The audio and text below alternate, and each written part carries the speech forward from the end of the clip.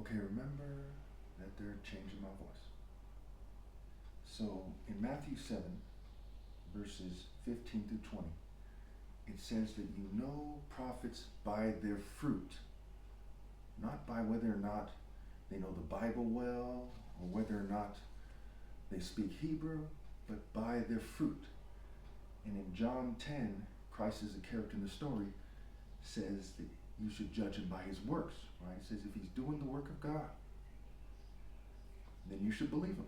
And if you don't believe him, you should believe the works so you know that I'm in the Father and the Father is in me. And so that it is God commanding you to do these things that I'm commanding you to do. So let's look at two things real fast. One, my oversight plan. This video is first and foremost in the sense about my oversight plan. In the sense it's first and foremost about John 7:24. So let's just keep it simple and say it's about my oversight plan. And in my oversight plan, I say that we should have $1 billion for oversight for the war on poverty plan first and foremost, and probably another $1 billion for oversight for the government. That would be nice, right? The government spends like $7 trillion a year. What's $1 billion more, right? It's just 1/7,000th of their spending.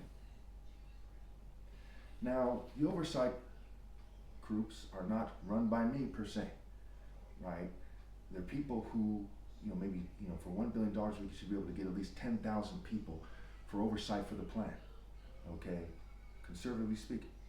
And we should also have citizen committees as volunteers that track the money and make sure that everything's on the up and up. They compare the spending for the farm programs, etc., to private purchases, right?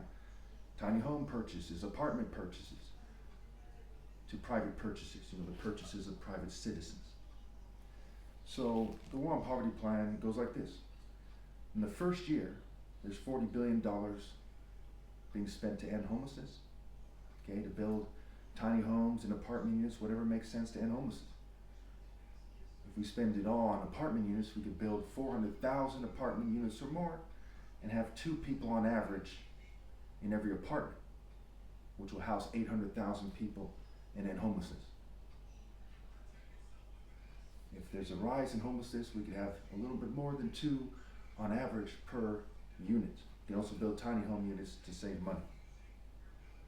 We can also do it cheaper for tiny homes. It's $80 billion for the farming program, $36 billion for rehabs. We get that from vice taxes, luxury taxes, what have you. $80 billion for affordable housing, 800,000 units.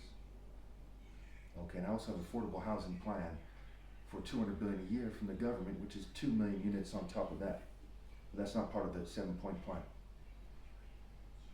There's $10 billion a year for police. There's $5 billion for job programs and $5 billion for startup programs. These are, for startup companies, right? The most viable. For the job programs, these are programs that are temp jobs, right? Half an hour, 20 minutes, 2 hours. So there's somebody who is trying to get money for their next, drug fix. They don't have to rob somebody. And the whole time there's police out there looking for people who are doing drugs, who are acting up, and taking them, to the judges, eventually arresting them, and they go see a judge and they get sent to one of the rehabs, right? So it's not like we're just letting drug addicts, run free. Okay. So again, they're making it harder for me to speak. And that's part of why I wrote down John 7:24, New International Version. Stop judging by mere appearances, but instead judge correctly. Stop judging by mere appearances.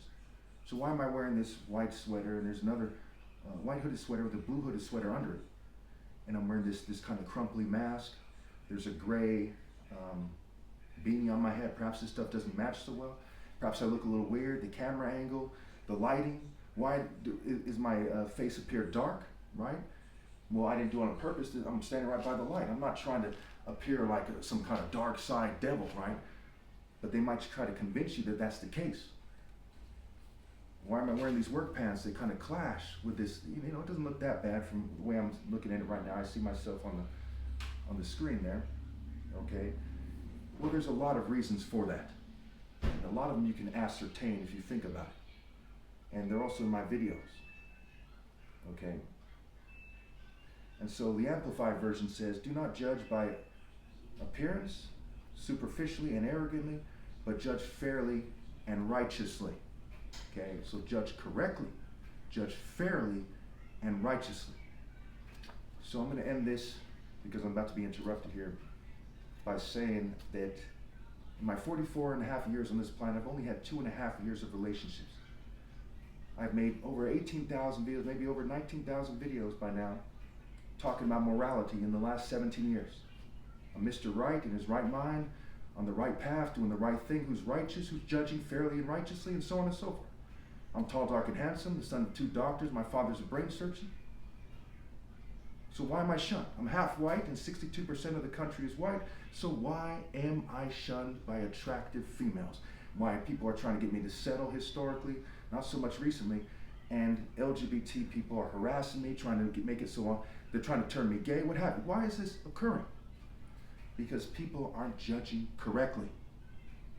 And you see with my videos, I communicate that I'm a righteous person. I encourage people to comment. I'm trying to communicate with people. Where there's people who dress like, rich chicks, from various races and from every race, and they communicate that you shouldn't approach them unless you're making a lot of money. So they're basically communicating the most righteous person ever possible, that they don't want me to approach them, okay? And I'm targeted. So they're also communicating there's some worm who's afraid to be targeted, who's materialistic and chose money over God, right? You can't serve God and money. Pretty straightforward, right? So the command here is to judge. But first, like in Matthew 7, right? It says, first remove the log from your own eye, the log of rebellion against God. We said in Proverbs where it talks about the wood that's starting a quarrel. There's wood, there's a fire, there's gossip, there's a quarrel. Okay, by their actions, they're communicating that they think that people should do what is pure evil, which is to rebel against God, which also is rebelling against the sound scale for dating, okay, and not a scale of white supremacy, or what you might call the existing white American scale, for example, which has created the left because they're responding to the failure of these people to judge correctly and treat people fair. They're beating their wives, they're raping kids in church, and on and on. They're doing so many horrible things. And they're trying to force people to look up to certain white people, Jews, LGBT, and it creates all kinds of problems. So they're judging by race, they're judging by culture, they're judging by appearances, they're judging in a way that's superficial and arrogant. And the command is to not judge that way, but to judge with universal pinpointing moral precision. Right? Stop judging by mere appearances, but instead judge correctly.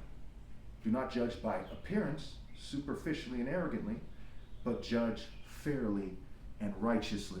You can factor in the appearance and say, what does it mean? What does it mean that he has a mask on his face? I'm being fumed. And I brought this up in thousands of videos that they're fuming me and poisoning me. That's why I have the mask on my face. Why am I wearing this hat? Because they try to play me out, try to make it so I look weird and ugly. Okay, so I'm wearing this beanie rather.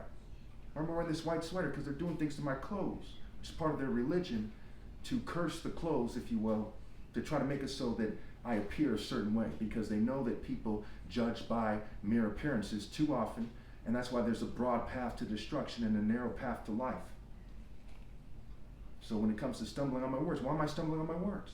Because they're persecuting me. And the Bible says, blessed are those who are persecuted for righteousness' sake, for theirs is the kingdom of heaven, and all who wish to live a godly life in Christ Jesus will be persecuted.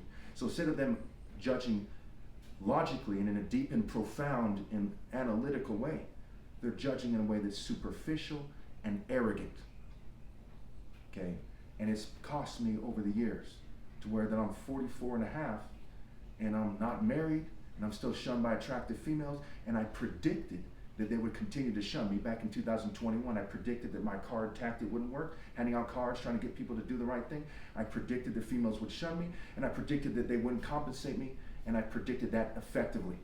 Those predictions are definitively proven true, because even if they stopped shunning me, even if they rallied to me, even if they compensate me, okay, I still predicted that during what's left of my really logical years in terms of being married, in terms of, being able to enjoy myself, being compensated, being able to heal, that they didn't do those things. So I predicted those things accurately. Okay, as somebody who's living in the most populated state in one of the most populated countries in the world, California. in like the Center for Multiculturalism, Northern California, by Santa Cruz and Berkeley and San Francisco and Oakland. And I still predicted that they would shun me. And I predicted that accurately back in 21. It's now 2026. I've only been in Michigan for about 4 months. You see what I mean? So I'm judging correctly, where other people are judging incorrectly. And they're dating as a joke as a result. Oh, I'm way over time here. I'm going to end by saying this. Recently, the news came out yesterday. I've been meaning to make a video about this website that also proved another argument that I've been making true, that there's this massive rape culture. There was 52 million or 54 million visitors to a rape site that was telling people how to rape people, right? Rape their wives, what have you. I'm going to be covering that in the next video. Thank you.